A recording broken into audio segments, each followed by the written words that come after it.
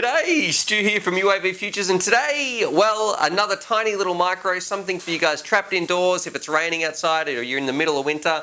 So this is going to be the BAT, or more commonly known, the QX105. Now basically, the reason this thing is special, I've taken the props off, but it's spinning some massive props on here. It's got some fairly decent chunky motors on here, and it runs on a 1S, so it's like a micro brush quad. Now, this is going to be a very, very interesting thing to some of the other micros that I've reviewed because it's significantly heavier. It's running much bigger props, and basically it's got some LEDs on the back, but basically it's the weight difference. So we're going to find out in this review. We're going to stick it on the bench. We'll sort of look at all its components and those sorts of things, and then we'll take it out and give a little spin around and see, does that weight and that extra prop actually make a difference? So is it going to be better for flying indoors, or are you better off with something like the LT105? Anyway, enough rambling from me. Let's stick it on the bench, break it down, and get started. Alrighty, so here it is on the bench, and the first thing that you're going to notice is look at the size of these props. So here it is next to another quadcopter of mine, a tiny little micro. Look how much bigger these props are than these ones. So this is my LT105. Look at the BAT right here. This is a serious tiny little, I don't even know if you can call this a micro quadcopter anymore. It's getting very, very big, and with all that, you're actually getting some significant weight. So what we're going to do straight away, because there's some chunky motors in here which we're going to talk about, let's stick it on the scales and see how much it weighs, because I think that's something that everybody's going to want to know. So take your bets now, let's turn on our scales. So it is coming in at 56 grams. That's a whopper, such a porker there. And if I stick the battery on here as well, the battery that came with it, it's coming in all up at about 72 grams. So that's pretty heavy. Like, that's almost getting up to my brushless tiny whoop build that I did in my little 2S one.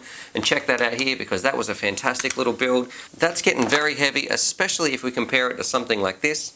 So that's coming in at 41 grams with a battery. That's coming in at 56 grams. This quadcopter is significantly heavier, another 20 sort of grams or a whole battery's weight on top of this. And the thing with micros, when you're flying around, every single gram counts. Now for those interested, this is the LT105, and this is one of my favorite little micros, and I put a full-size receiver in here, and you can check that video out just here.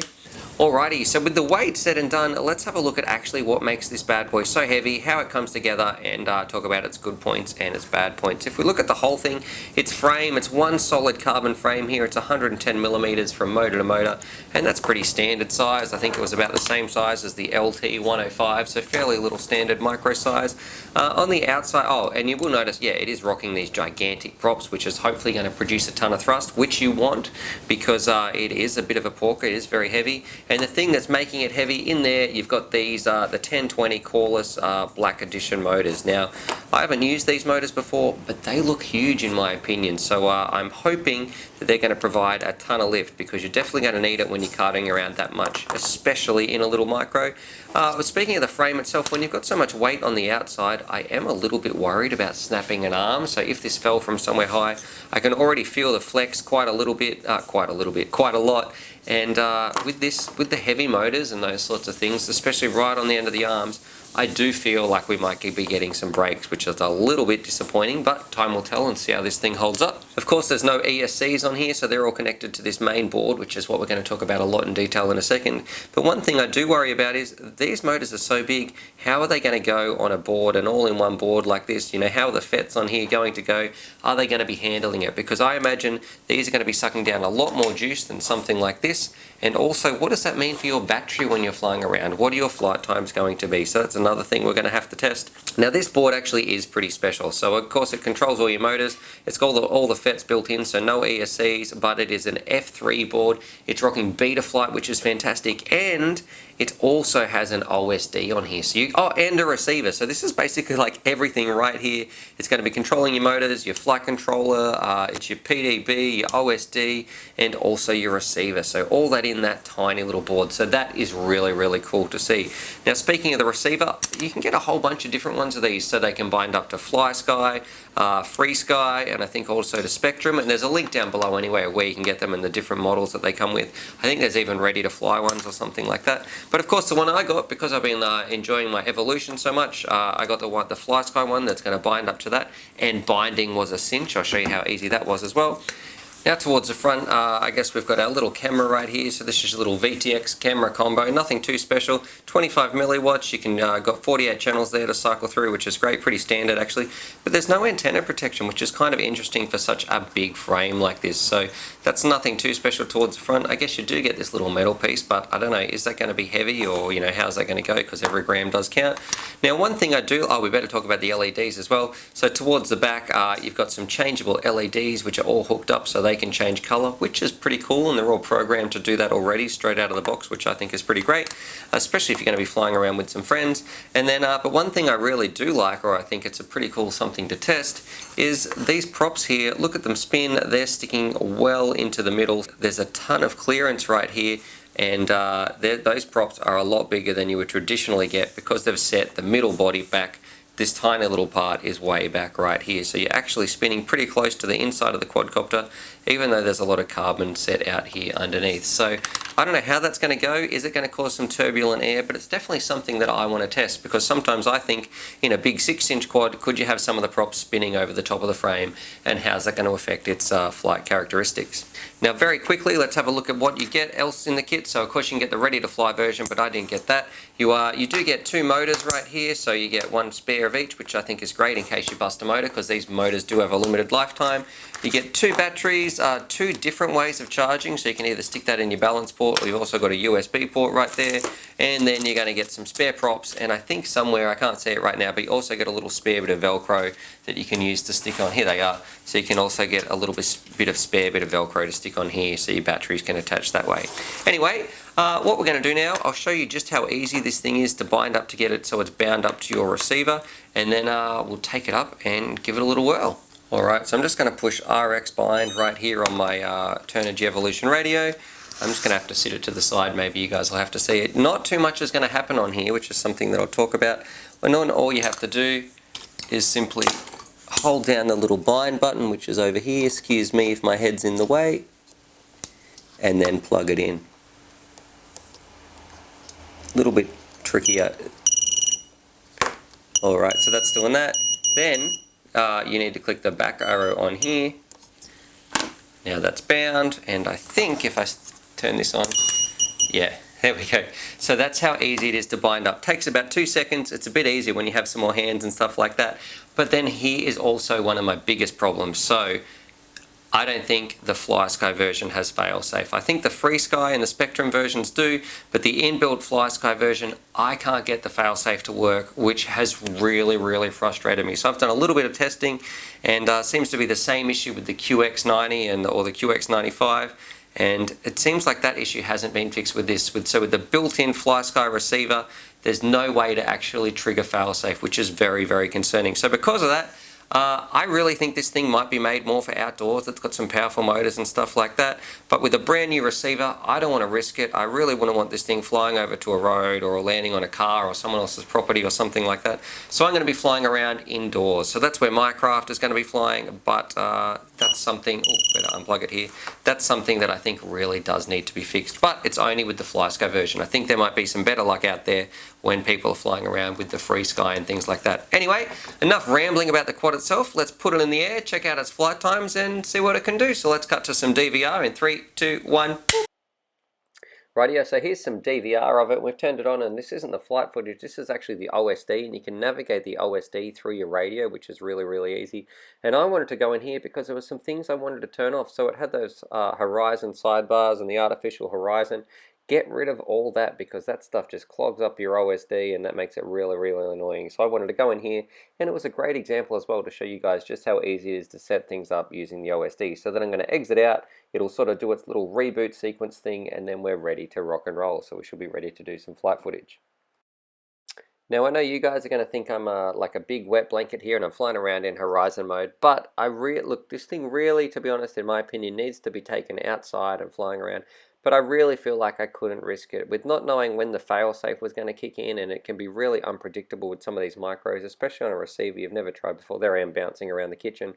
But I know you guys aren't going to like that much, but I just didn't feel comfortable risking other people's safety and those sorts of things with a fail safe happening, because when it does go into fail safe, the motors spool right up and there's no way I can shut it down, and this thing would just be totally gone. So not only would I have a lost quad, but the more dangerous and I guess the scary part is I'm switching into air mode here.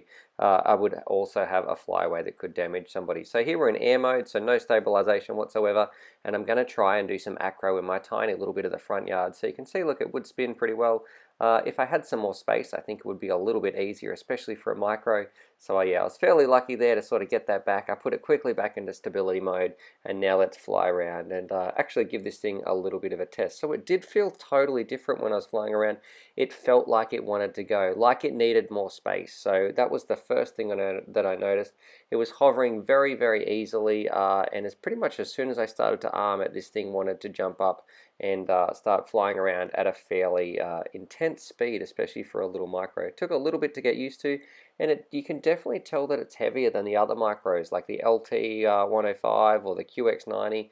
Those little quadcopters seem a lot lighter and maybe a little bit more nimble in the air, whereas this one seemed a little bit more of a tank. So I think I'm starting to get used to it here. It's starting to feel a little bit better, starting to get used to it. I didn't mean that though. That was the biggest fluke I've ever had flying around. I couldn't see that table, because one thing I did notice was the camera was really, really difficult turning from a bright space into a dark space. That made it very difficult to see. So here I think I'm just flying just within my property, but turning around, if I went the other side there, that's why I kept coming in this side of the porch, because it would be very, very difficult to see, and that was really quite, like, if I come back here, I think this is it. You notice it's so dark in the shadows, well actually it wasn't too bad there, but so dark in the shadows it made it very difficult to fly.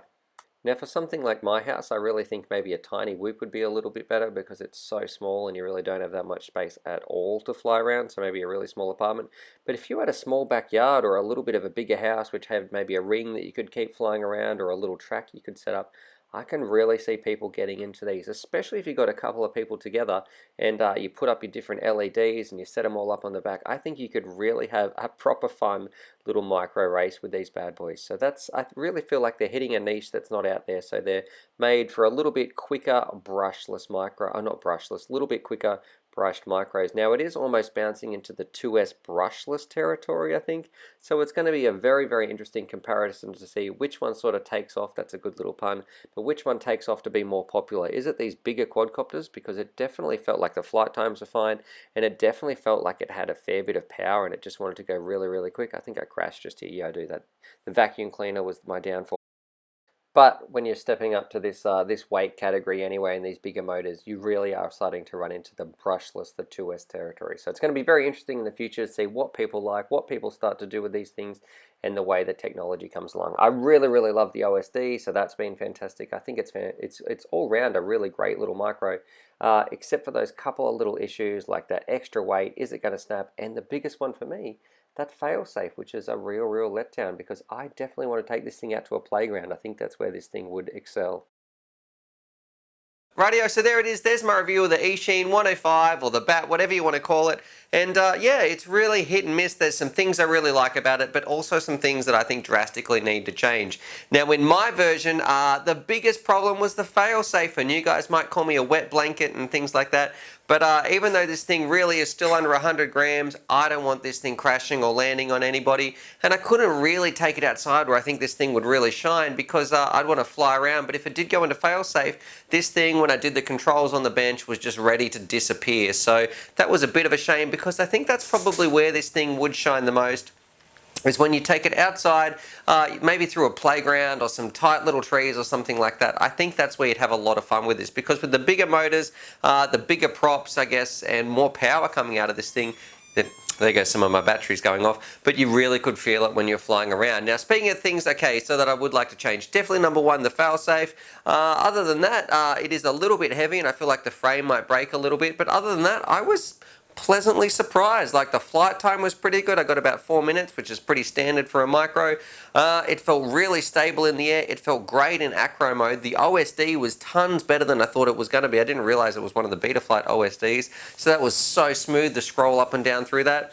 And yeah, the flying experience, it was just really stable and really quick. My biggest problem was that it was probably, this house that I'm in is probably too small for this thing. So you definitely need a little bit more space than what I was probably used to in terms of 1S micros anyway. I'm pretty happy with this bad boy. I mean, especially if you had a FreeSky Tyrannus or you got the FreeSky version or something like that, I think you'd have a lot of fun with one of these. Anyway, hopefully you guys enjoyed that, because definitely if you're after a cool little micro that might be a little bit different to some of the other ones that definitely could handle some stuff outdoors, check out the BAT105. If you like this video or you found it useful, definitely hit that like button, because that goes a long way. It's one of the best ways you can help this channel grow. But other than that, subscribe for more FPV related content.